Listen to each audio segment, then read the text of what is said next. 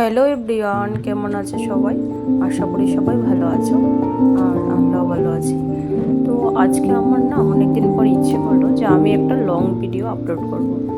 তারপর আর কি আমি কাজ করতে করতে ভিডিও করতে শুরু করে দিলাম। তো আগে আমি ভিডিও করতাম, ডেইলি ব্লগ করতাম মাঝে মাঝে, কিন্তু এখন আর করা হয় না, কারণ ওই এডিট করা, ভিডিও শ্যুট করা, তারপর এডিট করাটা আমার সবথেকে বেশি বোরিং লাগে। তো এগুলো ছিল দেওয়ালির সময় আমার ঘরটাকে আমি কিছু ফুল দিয়ে সাজিয়েছিলাম। তো আজকে ভাবলাম সেগুলোকে খুলে এগুলোকে গুছিয়ে রেখে দিই, নেক্সট কোনো কিছু অকেশন যখন আবার হবে তখন আবার এগুলোকে রিইউজ করা যাবে। আর এমনিতে ঘরে লাগিয়ে রাখলে এগুলো ধুলোবালি পড়ে নষ্ট হয়ে যাবে, তাই ভাবলাম যে এগুলোকে খুলে রেখেই দিই। তারপর সব কিছু ফুলগুলোকে খুলে তারপর জিনিসগুলো জায়গায় রেখে দিয়েছিলাম। আর ওইখানে ছিল কিছু প্রদীপ আমি রেখেছি, এগুলোকে গুছিয়ে রাখবো বলে এগুলোকে ধুয়ে ওইখানে রেখেছি ভালো করে শুকোনোর জন্য। তারপর আমি টেবিলটাকে একটু মুছে নিলাম।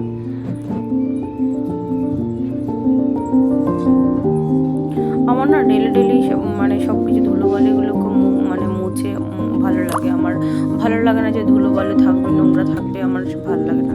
আর জানো তো, তারপর আমি চলে আসলাম যে ঘর মুছতে। আমার জীবনের সবথেকে বোরিং কাজ হচ্ছে ঘর মোছা। আমার ঘর মুছতে না সবথেকে বেশি বোরিং লাগে। আমার একটুকু ভালো লাগে না ঘর মুছতে, জানি কারোরই ভালো লাগে না, কিন্তু আমার একটু বেশি বোরিং ফিল করি আমি ঘর মোছার সময়। আর সেই প্রত্যেক দিন যখন ঘর মুছি তখন আমার সেই একটাই কথা, আমার ভালো লাগে না ঘর মুছতে, আমার ভালো লাগে না ঘর মুছতে। তো কখনো কখনো আমার হাজব্যান্ডকে বলে, ও মাঝে মাঝে বলে আমি করে দেবো, ঠিক আছে, কিন্তু ও কিছুদিন ধরে খুব ব্যস্ত, তাই আমি ওকে আর কিছু বলি না। তারপর আমার কিছু কাপড় ছিল, তো এগুলোকে ওয়াশ করার বাকি ছিল। তারপর আমি এগুলোকে মেশিনে দিয়ে চলে আসলাম। কিছু ব্রেকফাস্টের বাসন রয়ে গেছিলো, এই বাসনগুলো মাজতে। তাই আমি বাসনগুলো মাজতে শুরু করে দিলাম।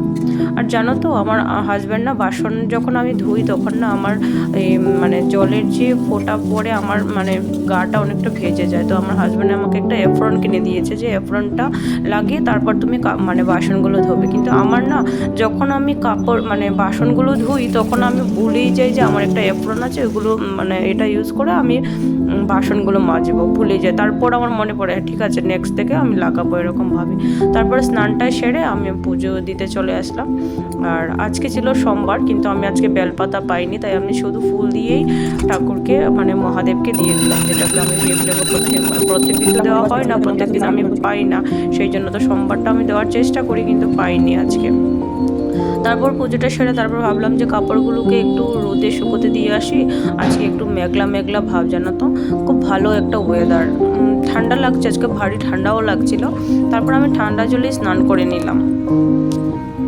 আর আমার না গাছ লাগাতে খুব বেশি ভালো লাগে, তাই আমি অনেকগুলো গাছ লাগিয়েছি এখানে। আগে এতটা ভালোবাসতাম না, যবে থেকে আমি ফ্ল্যাটে চলে এসেছি না, তারপর থেকে আমার গাছ লাগাতে খুবই ভালো লাগে। তো আমার মতো কার কার এরকম গাছ লাগাতে খুব পছন্দ, তাই আমি গাছের জন্য ওইটা অর্ডার করে নিয়ে আসি অনলাইন থেকে। নিজের জন্য কিছু আনি না, কিছুদিন ধরে শুধু গাছের জন্য নিয়ে আসি। তারপর কিছু বাসন যেটা আমি মেজে রেখেছিলাম, ওই বাসনগুলোকে আমি জায়গায় রেখে দিচ্ছি, কারণ এখন তো রান্না করতে চলে আসবো, তাই বাসনগুলো জায়গায় রেখে দিলাম। সেই আবার বিকেল হয়ে গেল, তখন বিকেলে ডিউটি শুরু হয়ে গেল। তারপর আমি আজকে যে ঘরের গাছগুলো ছিল সবগুলো গাছ আমি বাইরে দিয়েছিলাম, রৌদ্র তো নেই, তাও আমি বাইরে রেখেছিলাম পুরোটা দিন। তারপর বিকেল হয়ে গেল, ভাবলাম যে এখন নিয়ে চলে আসি ঘরেই রেখে দিই। তারপর একটা একটা করে সবগুলো গাছকে আমি ভেতরে নিয়ে চলে আসলাম। আমি না এরকমই মাঝে মাঝে গাছগুলোকে বাইরে, রোদও তো আসে না, তো তবু আমি রোদে দিয়ে রাখি, যাতে গাছটা একটু ভালো থাকে সবসময়। আমার খুবই গাছকে নিয়ে সবসময় টেনশন হয়, যে কিছু না হয়ে যায়, সেই জন্য আমার খুবই সবসময় টেনশন করি গাছকে নিয়ে। সারা দিন শুধু গাছের কথা ভাবি আমার দিনটা চলে যায়।